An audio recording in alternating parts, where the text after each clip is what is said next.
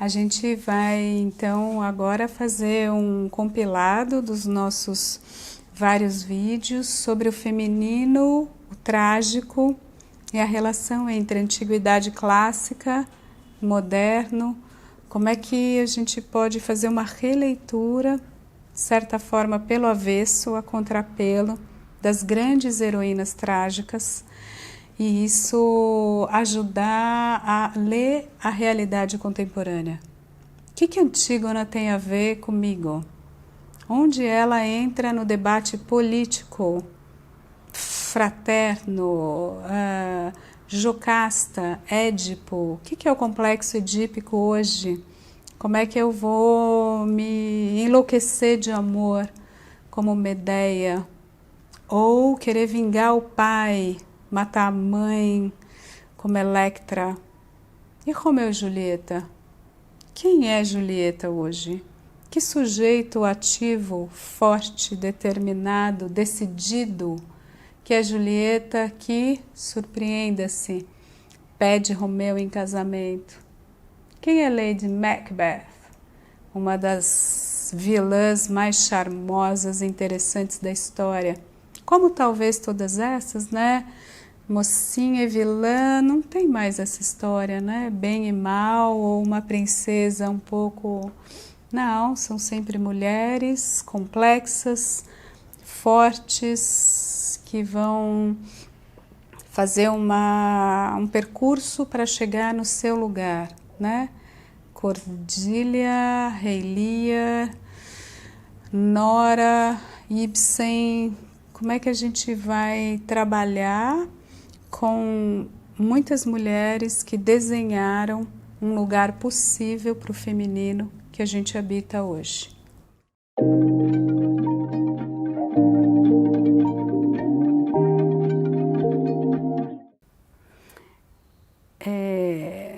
O feminino e o trágico.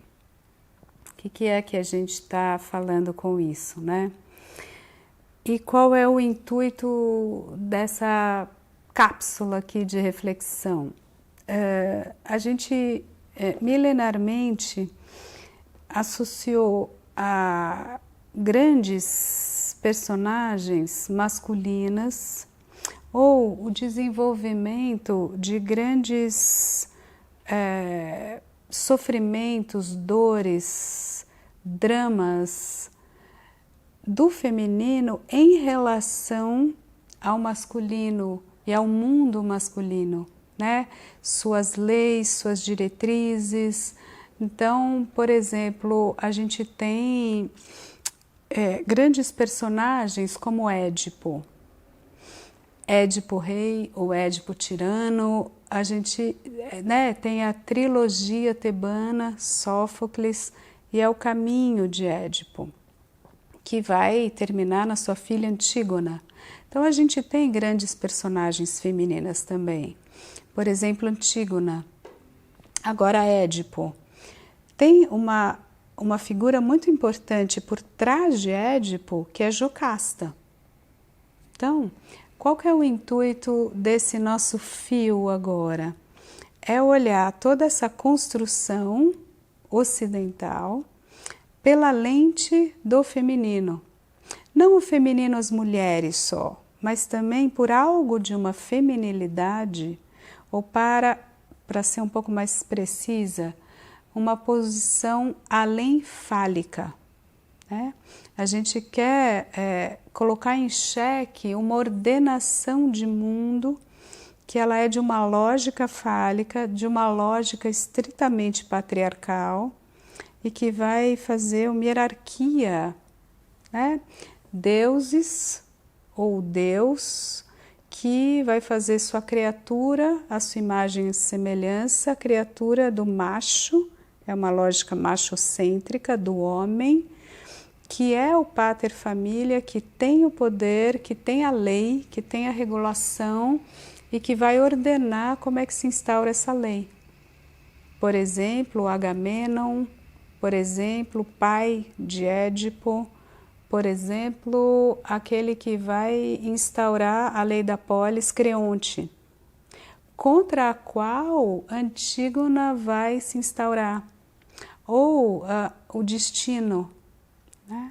Todo o lugar do coro, por exemplo, para os gregos, ou mesmo uma lógica renascentista ou na aurora da modernidade que vai estar trabalhada com Shakespeare. Então, o que Shakespeare vai trazer para a gente de novo nessa lógica patriarcal? O que tem de ruptura ou não? Por que o Harold Bloom vai chamar Hamlet e toda a obra shakespeariana, mas essa figura como a invenção do humano? Né? O que tem aí de radicalmente diferente que desestrutura a forma da gente observar o mundo sob a ótica propriamente falo-masculina, falocêntrica, logocêntrica, machocêntrica e etnocêntrica também. A gente poderia radicalizar hoje. Né? Então, é isso que a gente quer discutir. A gente quer colocar já não só a história foi fazendo isso, né? Então hoje, século XXI, a gente já coloca o feminino em outro lugar, a gente já, enfim, estou supondo que eu e as mulheres que estão aqui escutando, e mesmo os homens, a gente pode ler, escrever, pensar e votar. Olha que interessante, pode ter propriedade. Então, sim, somos cidadãos e cidadãs da polis. Como é que o mundo mudou? E como é que, vendo essa mudança de hoje, a gente pode fazer uma releitura dos textos trágicos, tanto os clássicos quanto os modernos? Né? Essa aqui é a nossa viagem.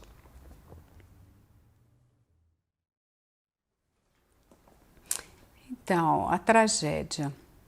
O que é essa forma, né? A tragédia é uma forma estética, literária, cênica, teatro, e é talvez um dos rituais humanos mais ancestrais. O que a gente está dizendo? Né? Que o humano busca simbolizar a sua existência, a sua vida, suas paixões, seus sofrimentos, né? E a gente tem alguns grandes formatos, e desses, um dos mais antigos é a tragédia. É uma forma de colocar a nossa vida, fazer um recorte, né? Um pedaço do vivo, e a gente sabe, personagens. Começa com essa formulação que tem justamente um termo grego, né? Persona, a máscara, que vai ser curiosa porque ela está na nossa matriz, né? A pessoa é uma máscara, a pessoa desempenha um papel, e a gente fez, né, esse recorte que não é nem o cubo branco da galeria da arte, nem a caixa preta do teatro, nem da fotografia, nem do cinema, mas é, vamos dizer, o arco. Se a gente for pensar naquele momento de nascimento do teatro, talvez, né, o fogo tem 500 mil anos. Será que o teatro humano, a roda de conversa, o contar histórias, o narrar, o dançar, o representar e o falar, talvez centenas de milhares de anos. Mas, mais recentemente, ontem, alguns milhares, a gente desenhou ali, né? Estou pegando o primeiro bloco, o grego. A gente fez esse recorte, algumas vidas, algumas histórias, falas, palavras, para ordenar a elaboração subjetiva, simbólica, social dessa vivência. Como é que a gente fez? Né? Sempre 3 camadas no teatro da antiguidade clássica.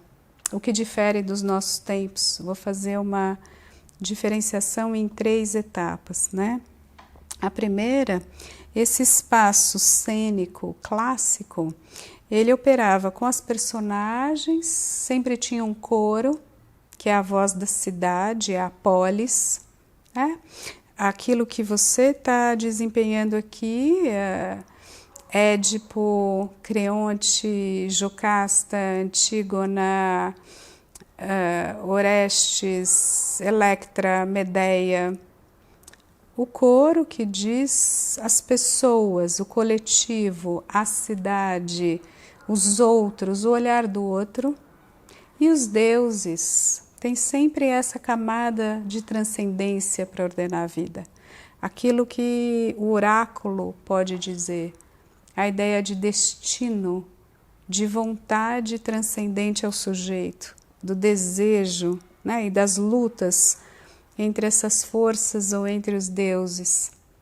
Então, o tempo todo, a vida mais ou menos privada, a gente poderia dizer, o espaço público da polis e do coro, e depois uma transcendência, que vai se modificando até chegar no contemporâneo, onde a gente não tem grandes fontes transcendentais, mas a gente tem aqui no teatro moderno, né, que pode ser mais ou menos trágico, ou pode cooptar com o surgimento desse novo estilo que é o drama e o drama burguês, né? A lógica da modernidade, do drama, do espaço privado e do espaço público sem tanta transcendência, e que vai fazer justamente esses embates. E Shakespeare é justamente aquele que vai operar de maneira mais clara essa transição e inventar o moderno, inventar o humano, como diria Harold Bloom, né? Então, Hamlet, Macbeth, Romeu e Julieta, ou várias outras obras, Ricardo III, ou Iago, ou Moro de Veneza, enfim, a gente tem alguma coisa aqui que vai repensar o humano dentro das nossas possibilidades modernas e hoje pós-modernas, contemporâneas, fragmentadas, espumas. É isso. Então, Shakespeare, como a gente comentou brevemente, eu gosto muito dessa leitura de um grande shakespeariano, que é o Harold Bloom, que tem, né, muitas análises e um livrão assim muito denso e importante, que vai colocar Shakespeare e o Hamlet em particular como aquele ligado à invenção do humano. Nada mais, nada menos do que isso. Que invenção e que humano a gente está falando? E por que Shakespeare é fundamental? Porque cifra uma outra maneira de se colocar no mundo, eminentemente moderna. E se a gente for colocar, né, trazer junto nessa virada para o 17, né, o Shakespeare está as grandes produções, né, 1590 e depois vai morrer em 1615, então ele está nesse momento de virada. O que a gente tem também de interessante na primeira metade do século XVII? Descartes e o cogito cartesiano. Penso, logo existo. Então, eu sou aquilo que eu penso, eu instauro um ser a partir do meu pensar. Isso é inédito, porque não são os deuses que te colocam aqui ou ali. Não são os deuses e as tradições e os costumes que vão desenhar o seu destino. Aliás, será que existe destino? Será que é com esse conceito que a gente vai passar a viver? Não.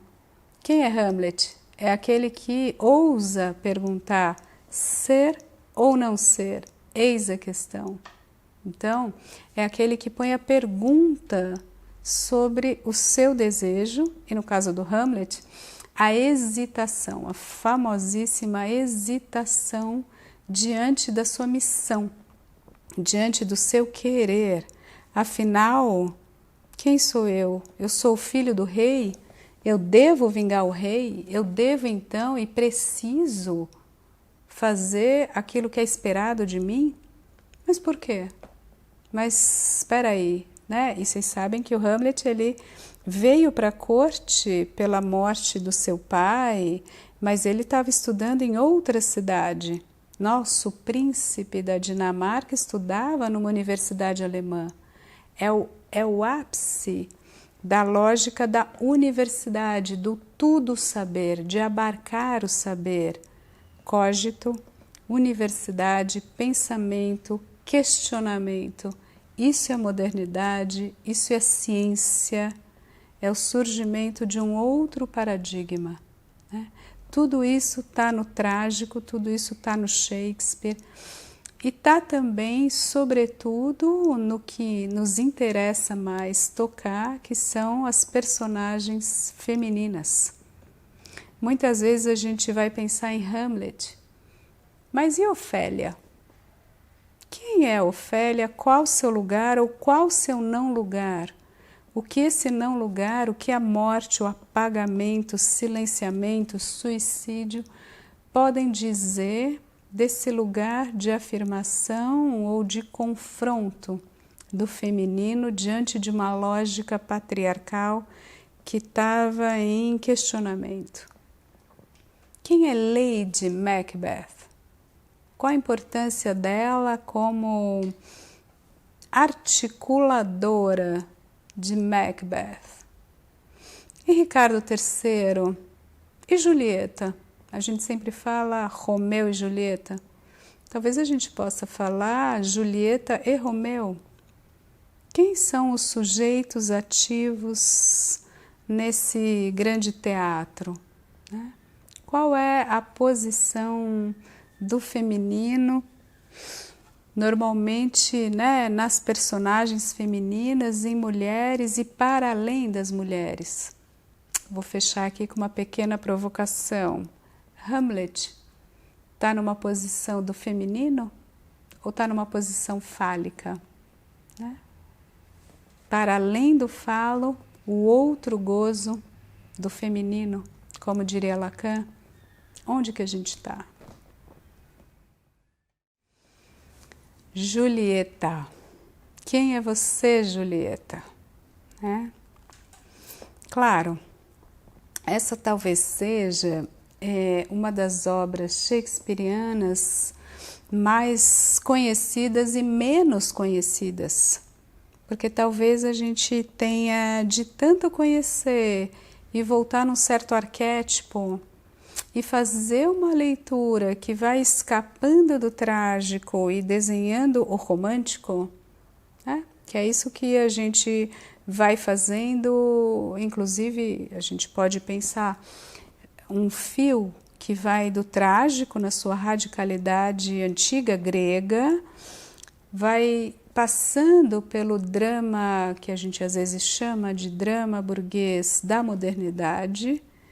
E o Shakespeare ele entra aqui, né? Ele está justamente nessa transição, a era vitoriana e a era que vai fazendo a ascensão do moderno e da burguesia e do terceiro estado, que pode dar o direito a democraticamente todos sermos sujeitos diante da lei, né? Então, essa fissura da lógica aristocrática e, ao mesmo tempo, a indústria cultural contemporânea, que se apropria dessa luta moderna e vai fazer o quê?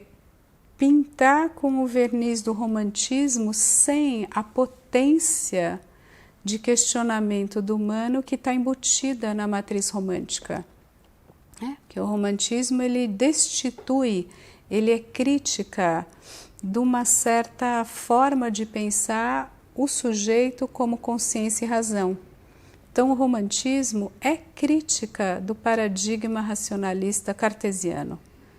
O romantismo tem uma potência de complexificar o humano e dizer das suas pulsões, dos seus impulsos, da natureza. Tanto que o Freud é também herdeiro da matriz do romantismo alemão, que está ali operando na virada do século XVIII para o XIX.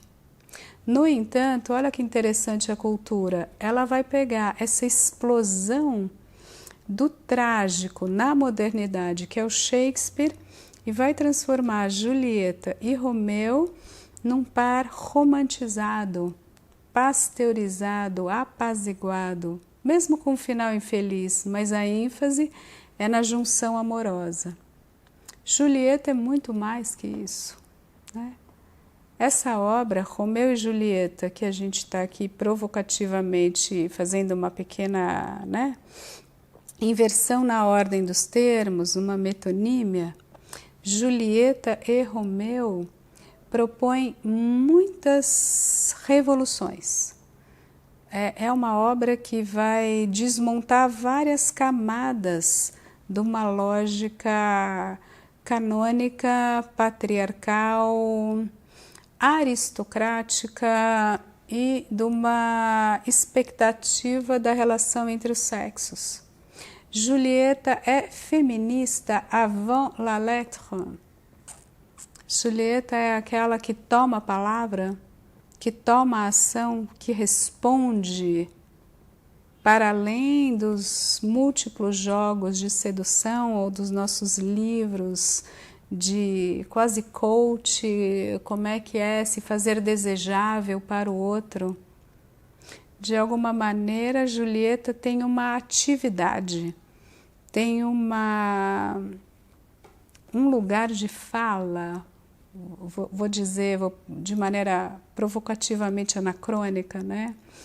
Mas ela tem um lugar de fala que é de uma jovem, muito jovem, que não está nem aí para supostas convenções ou jogos de palavras ou jogos de ordenações de uma lógica cortesã da sua época, né?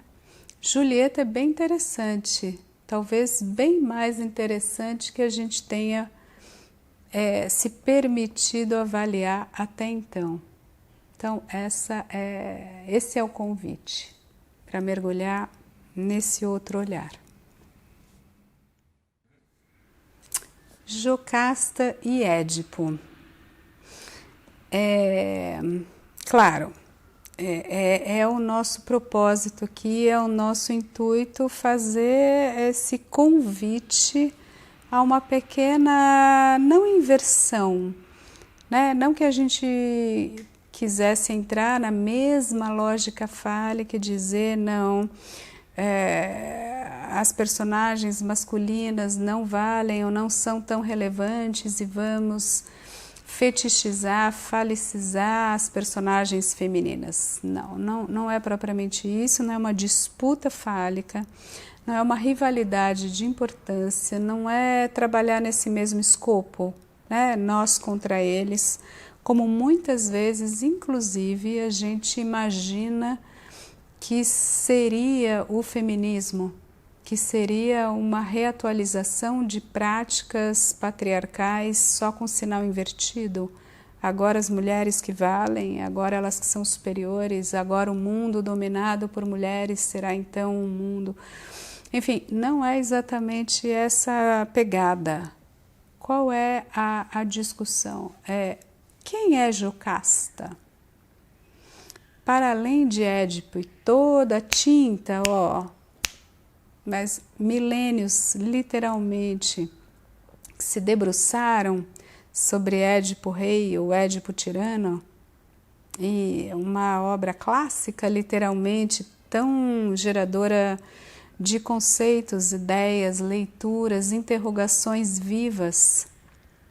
E a posição dessa mulher tão peculiar, que é esposa, que é mãe, que é mulher, que conhece e que compreende, já vou dar um spoiler aqui, antes de Édipo. Já parou para pensar nisso?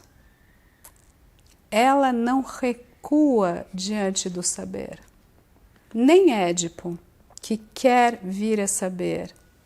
Mas ela, é mais rápida. Talvez menos barreiras, menos recalque, mais coragem. Ela logo capta, ela logo se choca, ela vai, né? Quem é essa mulher nessa época, diante dessa conjuntura? O que seria proposto ou interditado para uma construção de feminino nessa antiguidade clássica? E o que essa história pode nos ajudar nos dias de hoje? Será que tem algo de uma posição, de uma argúcia, uma precisão de Jocasta que em alguma medida nos dizem respeito? E Jocasta, junto com Antígona, sua filha, em contraposição ou um certo paralelismo com Electra, com, né, com Ifigênia. Quem são essas mulheres, né? Antígona, pensando um pouco essa relação de Jocasta e Antígona, é uma relação importante e que a gente às vezes perde de vista, porque algo foi transmitido, né? A gente diz de pai para filho. É o fio da filiação que eu sempre trabalho aqui, mas é de mãe para filha. E é avó, mãe, filha, neta. Tem algo do feminino que pode se escoar, se transmitir? O que seria isso? Qual é a posição dessas mulheres e por que né, a Antígona vai discutir também com sua irmã e com seus irmãos? E qual é a diferença desse lugar, Antígona e Ifigênia? O que tem nessa transmissão de feminino que é lida diferentemente entre as filhas ou entre as irmãs? O que nos faz seres singulares?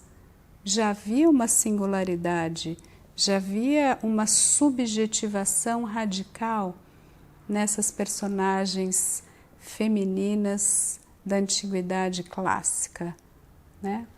Acho que dá para a gente escutar isso e tirar alguns frutos.